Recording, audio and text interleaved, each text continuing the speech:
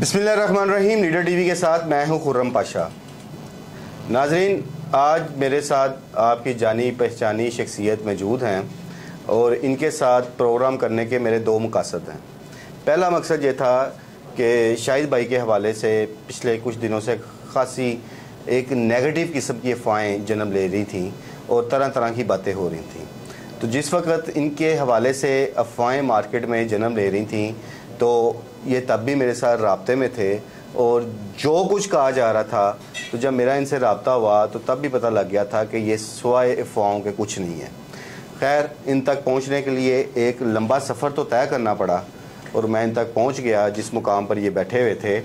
तो मैंने कहा चलें, एक तो इनके हवाले से जो अफवाहें थी वो भी जब चेहरा सामने आएगा और दोनों भाई हम इकट्ठे बैठे होंगे तो वो अफवाहें तो दम तोड़ जाएंगी। दूसरा, आज बड़ा एक अहम इशू जिसे लेकर मैं चलने लगा हूँ, क्योंकि बहुत सारी बातें हो गई हैं अमीर बलाश टिप्पू के ख़ानदान को लेकर, तिफ़ी भट्ट ग्रुप को लेकर, इस दुश्मनी के नुकसानात पर, ये दुश्मनी कैसे शुरू हुई, ये दुश्मनी कहाँ तक पहुँची, आज वो मर गया कल वो, मतलब इस किस्म की जो बातें थीं ये बहुत चल रही थी। इंफॉर्मेशंस के हवाले से अगर शाहिद भाई के पास को बात आई है तो इन्होंने शेयर कर दी, मेरे पास आई, मैंने शेयर कर दी। लेकिन मैं चाह रहा था कि आज हम ना सिर्फ मौजू को चेंज करें और कुछ ऐसी पॉजिटिव बात करें कि जिससे एक अमन का पैगाम लेके हम निकले हैं, और वो ये अमन की आशा। मैं आज शाहिद भाई से ये बातें करूँगा चूँकि ये ख़ुद इन सारे मराहिल से गुजरे हुए हैं।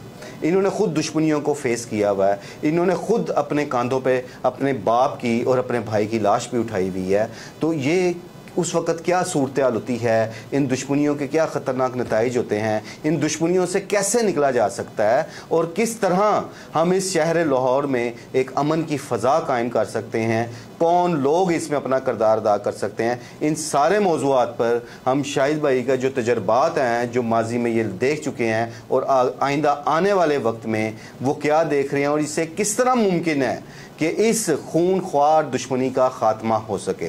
तो शाहिद भाई, आपने सारा मेरा एक मुद्दा आपने सुन लिया है, तो अपने तजर्बे की रोशनी में अब आप बताएं कि इस सारे मामले को किस तरह समेटा जा सकता है, इसमें किन लोगों को किरदार अदा करना चाहिए ताकि शहर में एक अमन की फ़ज़ा कायम हो और मज़ीद लाशें ना गिरें। खुर्रम भाई, सबसे पहले ना मैं एक चीज़ आपके नाज़रीन को बतानी चाहता हूँ कि मैंने वो झटके लिए हुए हैं। इंसान को जो है ना, ये कत्ल व गारत किसी के भी मरने से जो है ना सुइयां नहीं रुक जाती। ये बात सब जो है ना ध्यान में रखें और ये 110% है। होता ये है, आपको लोगों के ताने और मेने मार जाते हैं। मिसाल के तौर पे, मैं जब मेरे फादर मर्डर होते हैं ना, तो मैं बाज़ार में अगर कोई सामान खरीदने के लिए जाता था ना, तो दुकानदार को कोई साथ वाला बंदा पूछता था कि यार ये लड़का कौन है, तो वो पता क्या करता था, यार वकील साहब कत्ल हुए ने, उन्हों का बेटा है। ये जो उसकी होती थी ना, जो ऐसे करता था, वो जो तरस खाने के जो लहजे में ये चीज़ आती थी, ये मुझे जो है ना बहुत ज़्यादा रिच करती थी। मेरे अंदर आप उस वक्त घुस के नहीं देख सकते थे कि मेरी कैफियत क्या हो जाती थी। मुझे ये लगता था कि लोग जो मेरे साथ रहम जो कर रहे हैं ना, जो हमदर्दी का इजहार कर रहे हैं मेरे ऊपर, मुझे ये लगता है जैसे आग जो है ना मेरे ऊपर बरसा रहे हैं। मेरा छोटा भाई था आरिफ, उसको मैंने थप्पड़ मार दिया ईद वाले दिन। वो ईद ही मांग रहा है, बस गुस्से में था मैंने थप्पड़ मार दिया, क्योंकि पहली ईद थी हमारे घर में। रमज़ान में मेरे वालिद साहब जो थे वो मर्डर होते हैं, और छोटी ईद थी तो मेरे भाई ने ईद ही मांगी, मैंने उसे थप्पड़ मार दिया।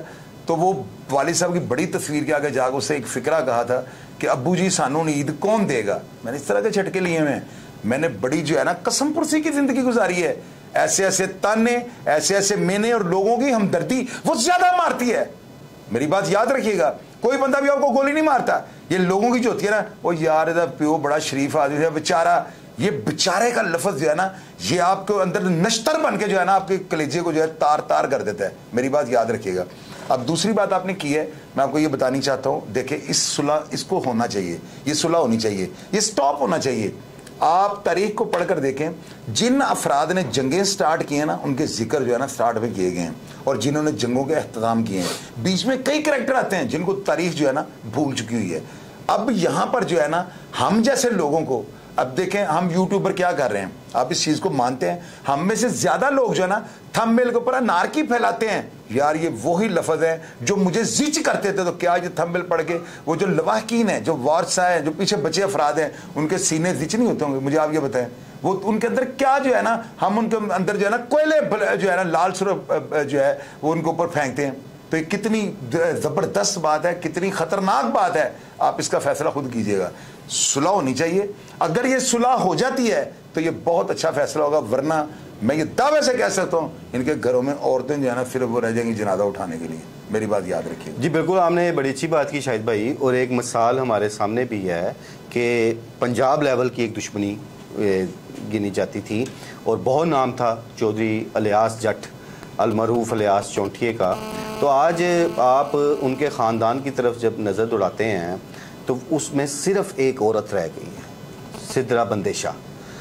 वो तन्हा खतून सारे मामलात को लेकर चल रही है और आखिरी उनके घर का चश्मो चिराग था चौधरी अब्दुर्रहमान बंदेशा। जब वो कत्ल होता है तो सारी जिम्मेदारियां उस खतून के सर पर आ जाती हैं जिसको इन दुश्मनी के मामलात का और कारोबारी मामलात का पता ही नहीं था।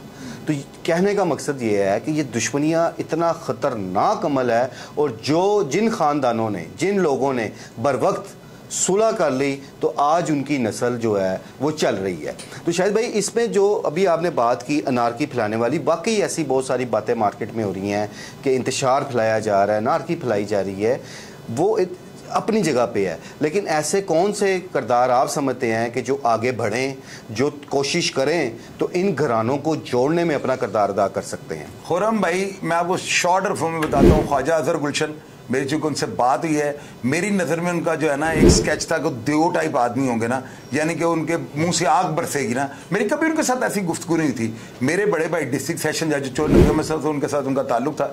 मेरे साथ उनकी फ़ोन पे बात हुई है, चंद आप कह लें मिनट्स या आप कह लें 40-45 मिनट कह लें, आप जो है ना पौना घंटा उनके साथ मेरी बात हुई है। मैंने उनकी बातों से ये अंदाज़ा लगाकर उनको ये कहा है कि अंकल आप मुझे एक बात बताएं, आप इस सुलह में क्यों आज तक जो है ना आपने अपनी शमूलियत नहीं की? क्योंकि मुझे ये यकीन था उनका बोलने का लहजा। मैंने उनको फ़ोन पे कहा है, मैंने कहा जी आप कायदे आज़म की तरह जो है ना आपकी बात असर करती है, आपका लोबल लहजा बड़ा मस्बत है। तो इस तरह के जो अफराद है ना, जो ख्वाजा अजहर गुलशन है, हमारे लाहौर के जो IG पंजाब हैं, हमारे CCP लाहौर बिलाल सदीक कमियाना, फैसल कामरान, ये इमरान किश्वर, अगर ये दोनों पार्टियों कहते ओए बंदे दे पुत्र बन जाओ हुण ताड़ी चूं दी बात ना निकले, तो सुलह तो दूसरे दिन हो जाती है। अब कितने को बंदे मरवाने के बाद ये अमल होगा, मुझे ये बताएं। आप तारीख को पढ़कर देखें, यहाँ पर प्रेडिक्शनें कामयाब नहीं होती। आपको पेशेंट कोई करते हैं, अभी जाते हुए रास्ते में आपको कॉल आ रही है पाकिस्तान के अंदर ये हो गया, हर अनएक्सपेक्टेड कामयाब अगले लम्हे हो जाता है।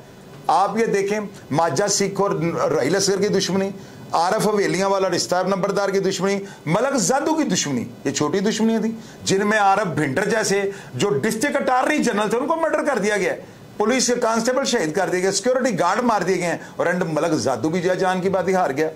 इसमें जो है ना आप देखें कितने अफराद मरते हैं, और एंड कोई ना कोई उठता है वो सुलह का जो है ना वो अलम बुलंद करता है और उसके बाद सुलह हो जाती है। तो वो जो अफराद जो नागहानी मौत कब्र की आगोश में जाकर सो जाते हैं, उनका जिम्मेदार कौन होगा? ये वो बच्चे जो आपका मुस्तकबिल है। अगर किसी की औलाद हलाल की निकला है ना तो दुनिया में जन्नत है, अगर वो हराम की निकला तो दुनिया में दोज़ख है। हम सारा कुछ करते हैं अपनी औलाद के लिए, तो यार ये औलाद को हम क्या दे रहे हैं? मुझे आप ये बताएं। हम जो कर रहे हैं, हम जो बीज रहे हैं, हमें काटना पड़ेगा। अभी भी जो है ना, मैंने एक मिसाल आपको बताई है, मैंने अपने उस प्रोग्राम में भी कहा है, मैं इसमें भी लोगों को बताता हूँ। इमरान कुरैशी के साथ जो है ना मेरी बड़ी सख्त दुश्मनी थी। मुन्ना कुरैशी उनका नाम था, उनके ऊपर भी अपने कत्ल की दुश्मनी के मुकदमात थे, 302 की FIR थी, और मैं अपने वालिद साहब की वजह से जो है ना उनसे बहुत कॉन्शियस था। मैंने पूरी दौड़ लगाई। लोग ये कहते थे हैंड ग्रेनेड चौधरी पे शायद पे हमला होगा, ग्रेनेडों रॉकेट लॉन्चरों के साथ अटैक होंगे। मुझे जब मैंने देख लिया मेरी मुखालफत जो है जिनके साथ थी, वो मैंने उनका जो भी मामला था कर लिया है, तो मैं जेल के अंदर था एक मुकदमे में ना, इमरान कुरैशी के ऊपर जो है ना एक 302 की FIR दर्ज होती है, और ये इमरान कुरैशी जेल के अंदर आते हैं। तो मैं इस्तकबाल करने के लिए ना कैंप जेल के जो पिपल का दरख्त लिखा हुआ लगा हुआ है स्टार्ट के अंदर, मैं उसके नीचे खड़ा था, और मैंने आते ही इमरान कुरैशी को देख के उसके साथ हाथ मिलाया, और मैंने कहा इमरान भाई, मेरी जिनके साथ दुश्मनी थी उनके साथ दियत की रूह से मामला सेटल डाउन हो गए हैं, आपके साथ मेरी मुखालफत नहीं है, आप क्यों मेरे से मुखालफत रखते हैं? तो उसने मेरा हाथ पकड़ के मुझे गले लगाया, और आज ये दोस्ती में इस तरह की मजबूत हो चुकी है कि आधी रात को अगर आप लोग मुझे कमेंट बॉक्स में लिखेंगे, मैं with in 2 minute Imran Qureshi को बुलाऊंगा, भाई यहाँ पे आ जाएंगे, वो मुझे बुलाएं, मैं वहां पे चले जाऊंगा। तो ये चीजें तब होती हैं। लोग खाना काबा जाकर जो है ना मसूद जट की जो सुलह थी फीका पठान वगैरह के साथ, वो कैसे हुई थी? वो सऊदी अरब गए सब वीजे लगवा के। यार अल्लाह मुझे आप सिर्फ खुर्रम भाई ये बता दें, जमीन पे कोई ऐसी जगह है जहां पे खुदा नहीं है? जब आप अंदर से अपने आप को साफ कर लेते हैं ना, तो फिर इसी तरह दोस्ती होती है जैसे मेरी और इमरान कुरैशी की हो गई। जो बंदा सुलह में हाथ पहले बढ़ाएगा ना, उसके खानदान के बड़े अफराद जो है जन्नत में जाएंगे। ये बहुत बड़ा इकदाम है। खुदारा इस जो जंग को ना रोक लें। ये गैंग वॉर है, इसको गैंग्स वॉर में ना तब्दील करें। मैं जो नक्शा देख रहा हूं ना, गरीबों के बच्चे बर्बाद हो जाएंगे, तबाह हो जाएंगे, कत्ल हो जाएंगे और उनका टका मुल नहीं पड़ेगा। तो यार क्या फायदा होगा। मैं अपने सीसीपी बिलाल सदीक कमियाना साहब से एक अंबर जो है गुजारिश करनी चाहता हूं। मैं इमरान किशोर साहब को कहना चाहता हूं और मैं फैसल कामरान साहब को कहना चाहता हूं, जो कि आईजी पंजाब के नीचे सारे काम कर रहे हैं। यार ये एक दफा जुर्रत तो करें। अगर फैसल कामरान साहब इन दोनों पार्टियों को, इनके सरबराहान को बुला लें और इनको कहें भाई आवाज ना निकले, आज के बाद कोई लड़ाई झगड़ा नहीं करना, जो तुम्हारी कत्लो गारत है आज से खत्म करो। यार जिसका जो मर गया ना वापस नहीं आ सकता।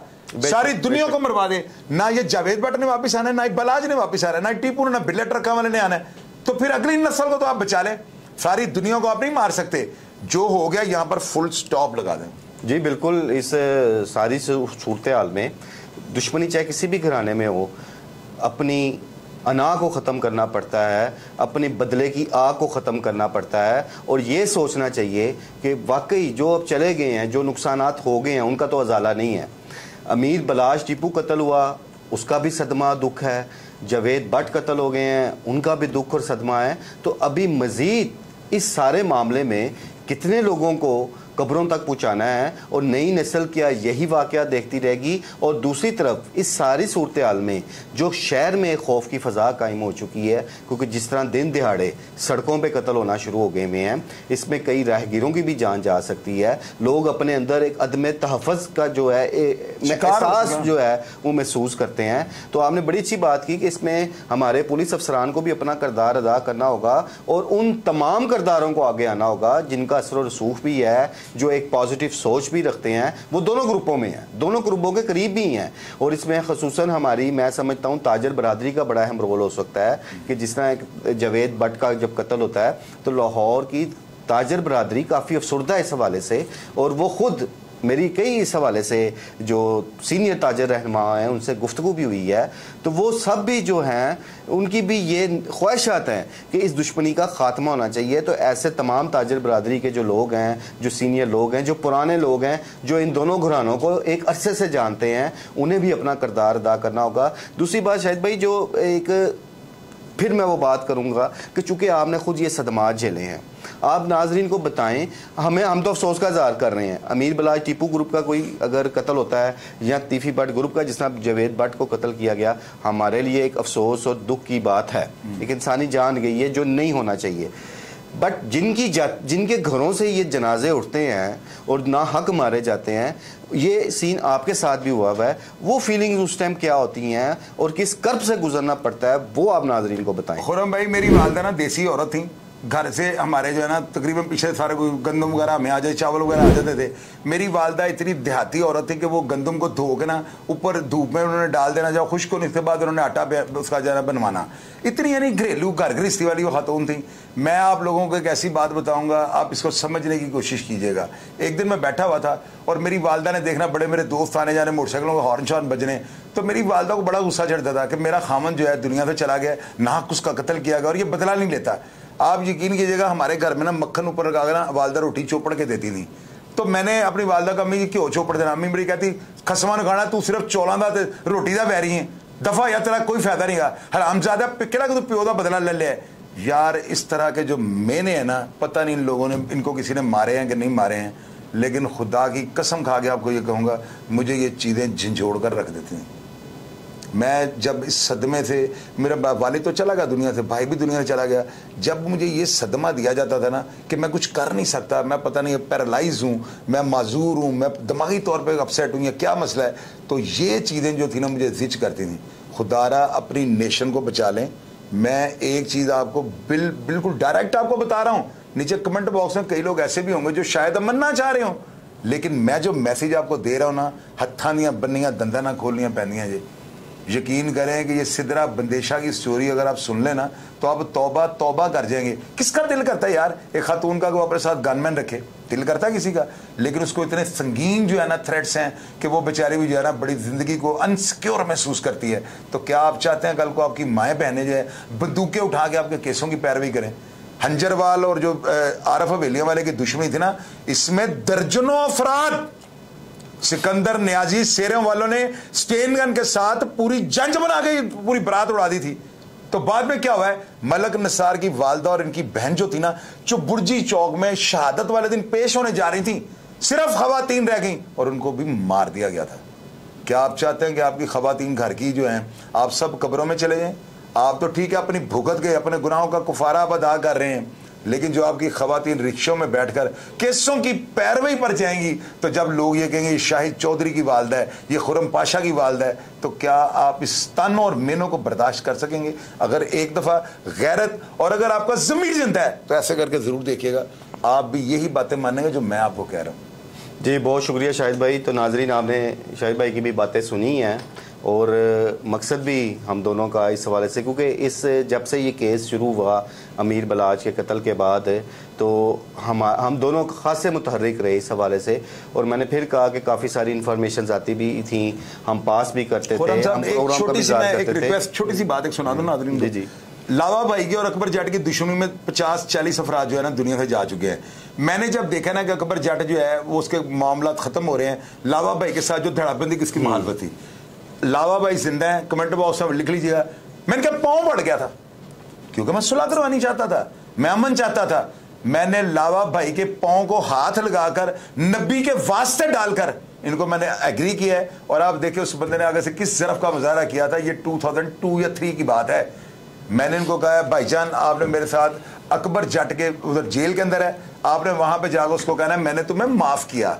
आज भी अकबर जट जिंदा है, उसका भी बहुत बड़ा नाम है, वो इस चीज की गवाही देगा कि लावा पहलवान जैसा बंदा, और उसको मैंने किस तरह से एग्री किया ये तो मेरा खुदा बेहतर जानता है, लेकिन मैंने आखिरी स्टेज पर जाकर उनको राजी किया और उनको साथ ले जाकर कोटलापा जेल जालियों के अंदर से ये हाथ मिलवाए, ऐसे उंगली मिली है सुराख में से निकाल के, और आज तक वो सुलह कायम है। अगर बंदे अफराद अपना रोल अदा करना चाहें तो खुदा की कसम 24 घंटे में सुलह होती है और सुलह होनी चाहिए।